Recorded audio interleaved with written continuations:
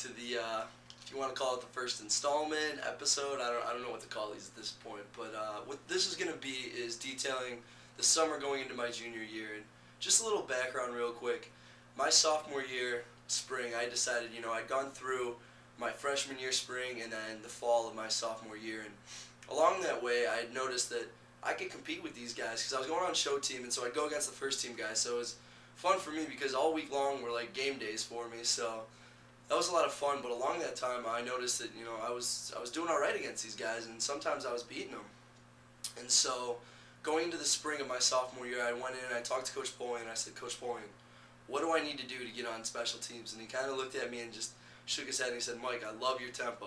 You work harder than anyone else out there, but the hardest thing for me is I have a lot of other bodies like you and a lot of kids who are fast. So what you need to do is you need to just get out there and just prove day in and day out that you're competing and you're beating these guys on show team. And I promise you, we'll notice that on tape, and that's when it'll start getting you over to the other side of the ball, getting you on, the depth charts. He said, I wish we had you at a linebacker type body because I need those linebacker type bodies, but the DBs, there's just so many of them, and everyone's so good at special teams that it's just going to be hard to break in, but you just keep plugging away and hopefully good things will happen for you. And so I took that into spring ball and just kind of ran with it and ended up having a really good spring ball. I played a lot of corner too. Coach Brown had given me a shot at cornerback, as a third team guy. But I was able to, I had a couple interceptions, and one thing about me is anytime I make a tackle, I'm always trying to dig the ball out. So I'd had, 3 or 4 forced fumbles on that as well as a couple on special teams. So that really helped get me noticed by some of the coaches. And when I left that spring, I made it as, I don't know if I was second or third team at Gunner, but I finally made it on the depth chart. So that was a huge accomplishment for me at that point. And so I left spring on the depth charts, and that was, like I said, the ultimate goal going into the summer. And since I wasn't a scholarship guy, we didn't have to stay. The walk-ons who aren't on scholarship don't have to stay for the summer. And so what I did is during the spring, I'd interviewed for investment banking jobs, and there was one in particular that I really wanted. That was with UBS in Chicago. And little side story here is I walked in, and because sophomores it's almost impossible to get an investment banking position. And so what I thought was, if I could get Coach Weiss to call in and just give me an interview, I could run from there because I had done so much research and really tried to learn as much as I could about it.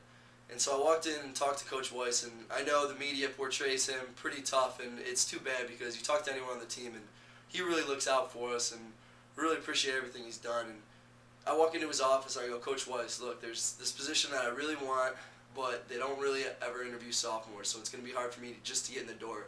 And he looks at me and he goes, Nello, you want this position? I said, absolutely, Coach. And he goes, if I make this call, you're going to get this position. I promise you that. And I go, Coach, you don't have to do that. I don't want you calling any favors or anything like that, but I just really want you to just call and just explain that to them, my work ethic that you've seen, and just get me that first-round interview, and I'll take it from there, I promise you. And like I said, he did it, and I've talked to people who were in on the call because they called in a couple people when he called and did kind of like a conference call. And the things that he said about me, those people said, was just absolutely incredible. So I owe him big time for starting my career off on a big note.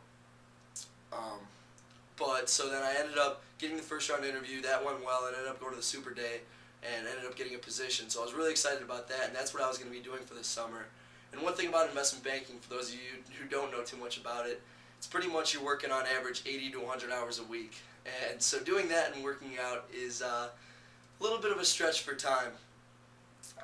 But so I was able to do it in Chicago. My brother worked downtown Chicago, so I lived with him for the summer, and that was one of the greatest times of my life. It was so much fun. We lived in a studio, and he was 5 years older than me, so while we were growing up, we were always, in and out, and we were around each other, but never really got to share, experiences on the same level because I was always, a lot younger than him and a lot smaller than him, so couldn't really play with his friends all that much and things like that. But now that we were living together in a studio, we got really close, and he was just unbelievable for me. He had a full-time job. He's an accountant, but he'd always just bring my clothes to the dry cleaners. He'd cook me dinner. He'd go out sometimes with me on weekends and run routes against me, and just always was a constant motivator for me. And it was tough at times working all those hours because, there'd be some days where I'd get home at 3 and I'd have to get up at 6:30 the next morning to do sprints, and he'd always be there, be like, Mike, it's gonna be worth it. It's gonna be worth it. Playing on Saturdays is gonna be worth it. And, I just really cherish that time I had with Chris down in Chicago. And just to kind of walk you through a typical day that summer for me is about 3 days a week. I'd try to get up in the morning and I'd go over to the park that was right across the street. We lived at Addison and Lakeshore, and so I'd walk under Lakeshore Drive, and there's a big park and then also a softball field.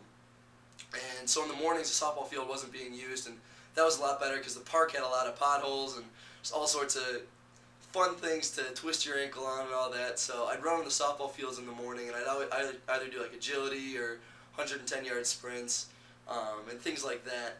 And so I do get up about 6:30, run over there, do that, and then get back and jump on the bus at about 8 to get into work, or probably like 7:45 or 8, and then start working about 8:30, and then about noon grab lunch, then about 6 o'clock run out, get a lift in, come back at 7, order food in, and just eat dinner there, and then take off from the office at about midnight to 3, it depended on the night, and then just wake up and do it all over again, depending if I had to wake up just to go into work and jump on the bus at 7:45, or if I had to get up the next morning again and run. So that was definitely a fun experience. But one of the things I really liked, and when I'd run after work, if I could get off, sometimes there were some days where I was able to escape at about 8 o'clock, so I'd be able to get a quick run in afterwards.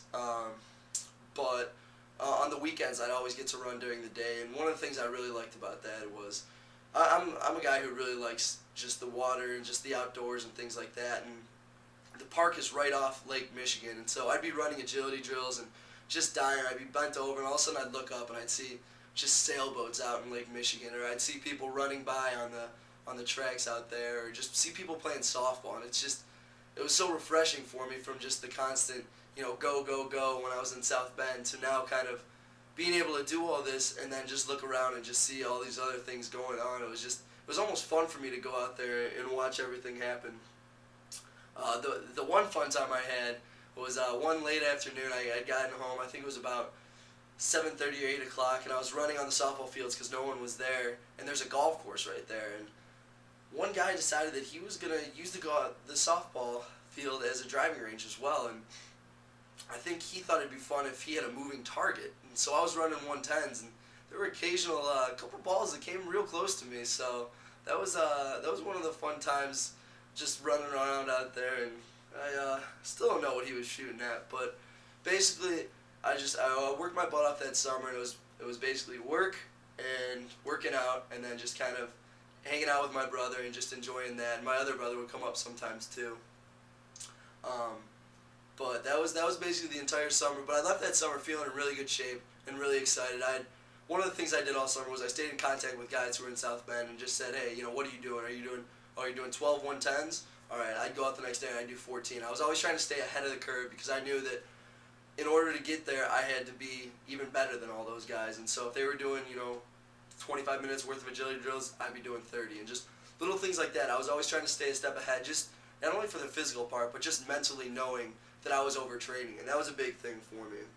So as I said, I left the summer feeling really good, and I was just ready to head into summer camp and make the push. And so, wait until episode 2. Thanks for watching.